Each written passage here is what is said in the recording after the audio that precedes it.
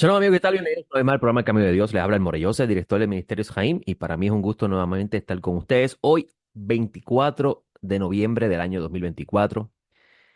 Gracias le damos al Dios de Abraham, al Dios de Isaac, al Dios de Jacob, al Dios y Padre de nuestro Señor, Yeshua el Mesías, que nos ha concedido la oportunidad de poder vivir un día más, llegar a este domingo y poder estar aquí en PAB 550 para poder hablar las maravillas que se encuentran en su sagrada Torá, en los escritos de los profetas y también en los textos nazarenos. Este programa, El Camino de Dios, llega a ustedes de parte del Ministerio Esjaim, del cual yo soy director, y el Ministerio Esjaim tiene un centro de estudio. El Centro de Estudios Hebraico, el Camino Nazareno, se encuentra ubicado en la carretera 511, en el kilómetro 1.8 del barrio Real Anón en Ponce. Esto es en un centro comercial que se llama Plaza Real Anón. Allí estamos en el segundo edificio del segundo estacionamiento a la izquierda, dando para la parte posterior donde se encuentra una cortina azul. Nos reunimos allí todos los sábados a partir de las 9 de la mañana, donde enseñamos la Sagrada Escritura de una perspectiva hebrea y buscamos entender el mensaje original que los discípulos del Señor recibieron de parte del Mesías y luego transmitieron a los que continuaron después de ello. Pero no solamente esto, sino que estudiamos la porción semanal de la Torah de Moisés para con ello aprender las cosas o las ideas que el Creador desea que nosotros conozcamos a través de la revelación que recibió el pueblo de Israel. ¿Qué quiero decir con esto? Lo que quiero decir con esto es que nosotros tratamos de seguir la tradición antigua de los nazarenos. En el tiempo que la secta de los nazarenos o el movimiento mesiánico de Jesús existía, lo que luego eventualmente a partir del siglo II y siglo III se va a llamar como la iglesia. En el tiempo de Jesús no se llamaba así, como un ente separado de Israel, sino que la palabra eclesía, congregación, se estaba refiriendo a un grupo de personas que habían salido de su antigua manera de vivir para unirse a la fe de la esperanza mesiánica, y en su momento discutiremos aquí en el programa qué es la esperanza mesiánica. Ellos, la única Biblia que tenían en sus manos, o la Biblia que pudo haber estudiado Jesús, es lo que usted hoy llama el Antiguo Testamento.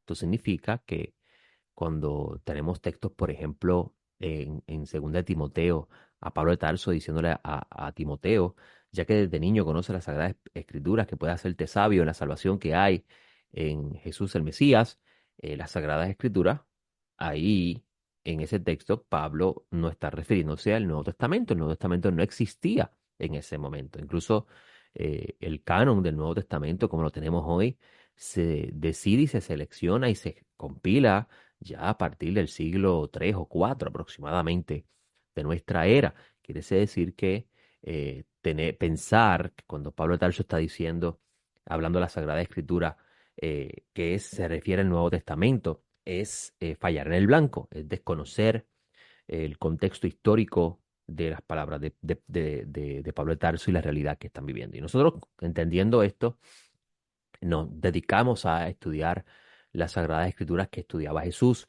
no dejando a un lado los escritos de los nazarenos, al contrario, son los escritos que hablan de la fe nazarena, de la fe mesiánica, de la esperanza mesiánica, sobre el Mesías que apareció en su tiempo en la tierra de Israel y del Mesías que regresará. Y tener en cuenta estos escritos también es importante porque ellos nos van a hablar de el Mesías que esperamos su retorno hasta el día de hoy. Ayer tuvimos la oportunidad de estudiar la quinta lectura, perdón, de la Torá que se titula Hayesara. Hayesara se encuentra en el libro de Génesis, capítulo 23, versículo 1, y su lectura termina en el capítulo 25, versículo 18. En la lectura correspondiente a los profetas, leímos Primera de Reyes 1:1 al 31, y en los escritos nazarenos leímos a Juan 4:3-14. Pero antes de comenzar nuestra reunión, que nuestro centro de estudio está abierto a partir de las 9 de la mañana y nuestras reuniones comienzan a partir de las 10 de la mañana Antes de comenzar nuestra reunión, yo acostumbro a comentar sobre algún texto de la Sagrada Escritura a los que están presentes, a los que llegan temprano, para prácticamente analizar las Escrituras dos veces, a partir de las 11 de la mañana y a partir de las 9 de la mañana, o sea, de 9 a 10 y de 11 a 1 de la tarde, que es más o menos el tiempo que nos tomamos en dar nuestros estudios. Y ya de 10 a 11 de la mañana estamos haciendo el servicio de oraciones siguiendo la tradición antigua del pueblo de Israel, de la cual los nazarenos también participaban. Cuando usted lee el libro de los Hechos, que ellos se dedicaban a las oraciones, no dice singular a la oración, sino a las oraciones. Eso le dice que ya para el tiempo del segundo templo había una estructura establecida para orar en grupo. Cuando usted lee al maestro Nazaret diciendo, cuando vayas a orar, no hagas como los publicanos que están haciéndolo, los gentiles que van o los publicanos que lo hacen en público, o los gentiles que dicen repeticiones. Jesús de Nazaret no está de ninguna forma criticando a su generación, en la forma en que hacía las generaciones, oraciones, sino que él como maestro a sus discípulos está diciendo que también el discípulo debe dedicarse a la oración en privado. Pero cuando se reúne la congregación mesiánica, los discípulos del maestro Nazaret, cómo deben orar, cada cual por su lado, diciendo lo que quiere decir, o hay una estructura establecida ya que debe seguirse. Y los que conocen la historia del mundo del Segundo Templo y han estudiado los diversos judaísmos del mundo del Segundo Templo, han descubierto y han reconocido de que ya para el tiempo del Segundo Templo había una estructura de oración que se hacía en los diferentes lugares de reunión dentro de la tierra de Israel de ese entonces. Y esto es importante porque cuando usted lee el libro de los Hechos, diciendo que ellos se dedicaban a las oraciones, está haciendo referencia a esta estructura. Eh, pero ayer, como decía, ayer en la mañana, a las 9 de la mañana, traje un texto de Lucas 17 que hoy quiero compartir con ustedes y quiero comentar sobre él a la luz de el tema más importante para poder entender el Evangelio, y es el tema de la esperanza mesiánica, la expectativa mesiánica que existía en el tiempo del Segundo Templo, la expectativa apocalíptica que estaba presente en el tiempo del Segundo Templo. eh, Antes de la aparición de Jesús de Nazaret, ya habían aparecido otras personas reclamando para sí mismos que estos eran el Mesías. Y este dato histórico es muy importante a la hora de usted juzgar por qué los líderes de esa generación rechazan la mesianidad de Jesús. Si usted no conoce ese trasfondo histórico, usted va a juzgar negativamente lo que está leyendo y va a decir cosas que lo va a hacer por ignorancia. Antes de la aparición de Jesús de Nazaret, había otras personas reclamando eran el Mesías. Y estos, de ellos, incluso Fabio Josefo habla de uno de ellos es importante, de esto es importante conocerlo, porque así vas a entender de cierta forma la preocupación que estaba existiendo con respecto a los reclamos mesiánicos de Jesús ante la posible amenaza de lo que esto podría representar ante el Imperio Romano, que a su vez eh, creaba una gran matanza o hacía una gran matanza de personas, realizaba una gran matanza de personas hacia las personas que estaban envueltos en movimientos mesiánicos que podrían traer revueltas hacia el imperio. Y esto es también un dato importante que usted debe conocer. Muchas personas piensan que los judíos mataron a Jesús. El dato histórico no dice que los judíos mataron a Jesús. El dato histórico dice que los saduceos, que eran un grupo, por eso decimos, cuando decimos los judíos, estaríamos hablando de todo el pueblo de Israel, no. Los saduceos, que eran los que estaban al control del templo, porque la casta de sacerdotes eran saduceos, fueron los que entregaron al Mesías al Imperio Romano y entonces ejecuta el acto Pilatos hacia él. Y uno debe preguntarse por qué los saduceos entregan al Mesías. Obviamente nosotros que proclamamos que Jesús es el Mesías, porque los saduceos entregan a Jesús a Roma y lo ven como una amenaza. Y hay diversas razones y entre ellas está el envolvimiento político que tenía este grupo de saduceos, específicamente la casta sacerdotal, en su relación con el Imperio Romano y la preocupación de que les fueran a destruir el templo, Roma les fuera a destruir el templo por una revuelta que pudiese ocurrir. Yo digo en forma de broma en el centro de estudio, de seguro que si Jesús apareciera hoy así como apareció, calladito, en secreto, sin mucho ruido, sin anunciar a viva voz que era el Mesías, de seguro que los religiosos del tiempo presente también lo entregarían al gobierno para que lo maten, porque de seguro le va a decir las cosas que no le agradan. Y así vivimos con la experiencia de Jesús de Nazaret.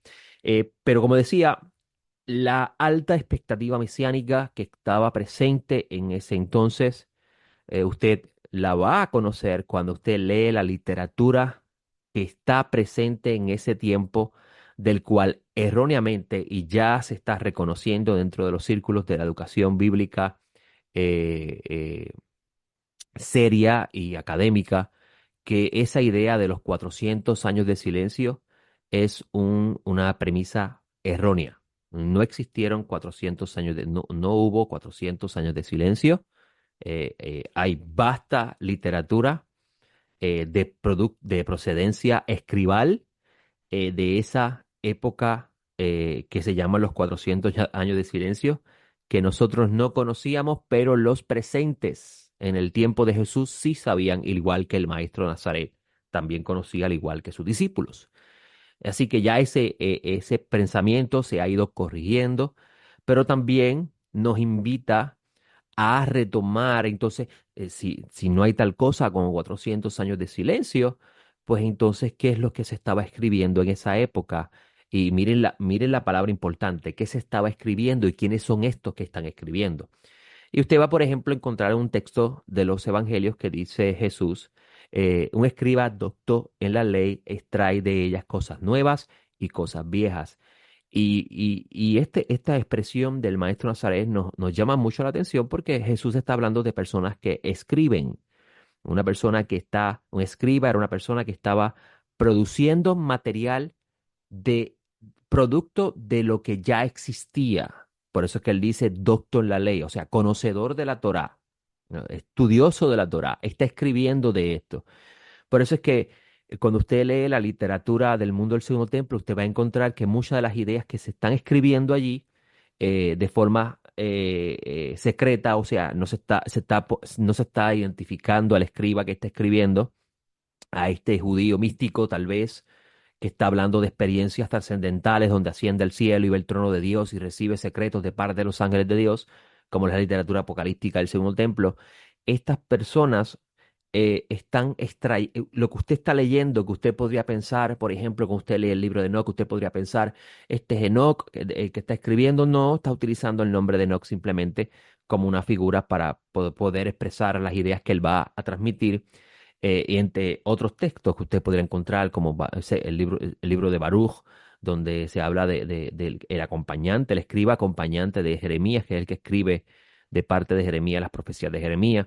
Esdras se utiliza también porque Esdras era un escriba y era también sacerdote. O sea, usted va a encontrar mucha literatura de esa época que va a transmitir ideas producto de la lectura de los libros sagrados como los profetas y Moisés. Y entre esos libros se habla mucho del reino de Dios. ¿Cómo vendrá el reino de Dios? ¿Cuándo vendrá el reino de Dios? ¿Cuáles son las señales del reino de Dios? Usted no va a encontrar en los escritos nazarenos a nadie preguntarle qué es al Mesías ni a sus discípulos qué es el reino de Dios, sino que le van a preguntar cuándo viene el reino de Dios, cómo va a venir el reino de Dios. Esto nos invita a nosotros a reflexionar en cómo ellos entendían la idea del reino de Dios y cómo nosotros lo estamos entendiendo y cómo debemos nosotros regresar a entender esas ideas que tal vez podría seriamente afectar nuestras creencias, porque claramente cuando nos descubramos que ellos entendían por el reino de Dios, pues de seguro va a afectar. nuestras creencias. Y ayer estaba discutiendo el capítulo 17, versículo 20 de Lucas, donde el texto comienza diciendo, interrogado por los fariseos, le preguntan, ¿cuándo viene el reino de Dios? Miren qué interesante, quiere decir que los fariseos saben qué es el reino de Dios. No le están preguntando qué es el reino de Dios, le están preguntando cuándo viene. Y él le responde lo siguiente, el reino de Dios no viene con advertencia. Interesante. El reino de Dios no viene con señales. Si están esperando señales sobrenaturales que marquen que la venida del reino de Dios está cerca, no es así. Mira lo que contesta, de que de aquí se ha interpretado muchas cosas enajenadas completamente de la idea del mundo según templo. Ni dirán helo aquí ni helo allí, porque el reino de Dios está en medio de vosotros. ¿Por qué el Mesías dice helo aquí o helo allí? Muy sencillo. Usted va a encontrar en los escritos del mundo del segundo templo, incluso Flavio Josefo habla sobre esto, de una persona, por ejemplo, que se fue al desierto y se autoproclamó el Mesías y se llevó un grupo de personas y allí en secreto le dijo a todos los que estaban con él que él era el Mesías y que él iba a hacer las señales que iban a manifestar de que el reino de Dios estaba presente, o sea, que el Mesías había llegado y que ya estaba empezando el reino de Dios. Y una de las señales de esto era que él iba a abrir el Jordán, como lo hizo Moisés, como lo hizo Josué cuando fueron a cruzar a la tierra. A esto alude el Mesías, utilizando ejemplos del pasado, de los que estuvieron antes que él, anunciando que ellos eran el Mesías, cuando habla de esto. Y por eso es que él dice, pues, porque he aquí el reino de Dios está en medio de vosotros. O la palabra medio también se puede traducir entre vosotros. Uno podría pensar que aquí Jesús está diciendo que el reino de Dios es una experiencia espiritual, que tú la vas a experimentar ahora, si tú tienes conciencia de que está en ti o en medio de ti. Y eso no es lo que Jesús está hablando. Jesús está diciendo, en otras palabras, que, que Él, al estar presente, está presente el reino de Dios. ¿Por qué? Porque el reino de Dios viene con el Mesías. Los profetas hablaron de que con la aparición del Mesías se iba a restaurar el reino de Dios. Por eso es que los apóstoles, en el segundo libro que escribe Lucas, le preguntan al Mesías después de la resurrección, Señor, ¿restaurarás el reino a Israel en este tiempo? Y él dice, no quedan ustedes saber los tiempos y las ocasiones que el Padre ha dejado en su sola potestad. O sea, que aún con la resurrección del Mesías, la venida del reino de Dios o la aparición o la manifestación del reino de Dios o eso que los profetas hablan como la restauración de todas las cosas, no habría de suceder hasta tanto Dios decidiese cuándo el Mesías iba a ejecutar ese acto. Pero el Mesías sabía que él era el reino de Dios. ¿Por qué? Porque sin el Mesías no hay reino de Dios, porque el reino de Dios está relacionado al reino de Israel. Entonces, continúa el texto, miren qué interesante, y vamos a ver si el tiempo nos da para llegar hasta donde yo estuve discutiendo ayer. El texto continúa diciendo, entonces dijo a los discípulos, días vendrán cuando anhelaréis ver uno de los días de los hijos del Hijo del Hombre y no lo veréis. Ahí ven la relación. Cuando él dice, el reino de Dios está en medio de nosotros, él mismo está hablando de el Hijo del Hombre, de sí mismo. Y esta figura, el Hijo del Hombre, es una figura escatológica que se comienza a desarrollar en el tiempo del Segundo Templo a partir del capítulo 7 del libro de Daniel. Y por eso es muy importante entender que cuando Jesús está hablando del Hijo del Hombre, Él no está hablando de la humanidad del Mesías, como algunos piensan. Él está hablando de esta figura escatológica que se entendía en ciertos grupos, no en todos, que vendría del cielo. Otros pensaban que no, que iba a venir de la tierra. Y usted va a encontrar, por ejemplo, un libro del mundo del segundo templo que habla de la transformación de un mortal a un ser inmortal y ser proclamado este ser mortal luego de ascender al cielo como el Mesías. Y eso usted lo va a encontrar en el libro conocido como el segundo libro de Enoc, donde pertenece a esa época del segundo templo. Y entonces continúa el maestro Nazaret diciendo, eh, y os dirán, helo allí, helo aquí, no, no vayáis ni sigáis en pos. O sea, van a algunas personas a decir que allá está el Mesías, acá está el Mesías, o sea, van a aparecer otros falsos Mesías, y no es así. Y dice, porque como el relámpago que al resplandecer brilla de un extremo del cielo al otro, así será el Hijo del Hombre. En otras palabras, cuando el reino de Dios venga, cuando el Mesías se manifieste como esa figura escatológica que traerá el fin del gobierno del mal y el inicio del gobierno de Dios para siempre y para siempre, eh, usted va a ver que el Mesías dice que no va a venir en forma secreta, sino que todo el mundo se dará cuenta que esta figura escatológica está presente. Pero mira lo que dice con respecto a esta figura escatológica, que es el mismo. Él está reconociendo que él es esa figura escatológica, cuando él dice, porque el reino de Dios está en medio de vosotros. O sea, yo soy el Mesías. Dice él, pero primeramente es necesario que padezca muchas cosas y sea rechazado por esta generación. Y como sucedió en los días de Noé, así será también en los días del Hijo del Hombre. Comían, bebían, se casaban, se daban en casamiento hasta el día que Noé entró en el arca y vino el diluvio y lo destruyó a todos. Asimismo como ocurrió en los días de Lot, comían, bebían, compraban, vendían, plantaban, edificaban, pero el día en que Lot salió de Sodoma llovió fuego y azufre del cielo y lo destruyó. Lo que está diciendo, en otras palabras, es que en los días de la aparición del Mesías, como la figura escatológica que traerá el juicio de Dios y la consumación de la maldad en la tierra, hace alusión a esto lo que está relacionándose, por eso es que se está relacionando la aparición del Mesías como la figura escatológica con los días de Noé y los días de Lot, por el nivel de maldad e inmoralidad que estaban en esos días. A la misma vez el Mesías está diciendo que los va a coger por sorpresa. Eso significa que la humanidad va a estar viviendo, o la sociedad estará viviendo como si nada fuera a suceder, como que todo sigue igual. Es algo normal que esto esté pasando.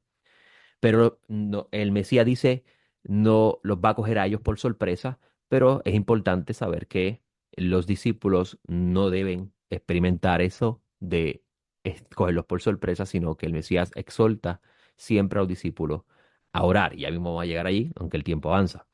Dice él, de la misma manera sucederá el día que el Hijo del Hombre sea manifestado. En aquel día, el que esté en la azotea y sus bienes en la casa no baje para tomarlo. El que esté en el campo igualmente no se vuelva a lo que dejó atrás. Recordad la mujer de Lot. Todo el que procure preservar su vida la perderá, y todo el que la pierda la salvará. Os digo aquella noche que estarán dos en una cama, uno será tomado, otro será dejado. Dos estarán moliendo juntas, la una será tomada y la otra dejada. Y los discípulos le dicen, ¿dónde, Señor? Y él le dice, donde estén los cadáveres, allí se reunirán los buitres. Usted va a encontrar dentro del movimiento protestante algunos círculos hablar del famoso rapto de la iglesia, donde incluso piensan que este texto que habla del tomado y del dejado, el tomado es el de la iglesia que se va a ir al cielo y el dejado es el que se va a quedar en la tierra castigado. Pero eso no es lo que está en la mente del Mesías. ¿Por qué?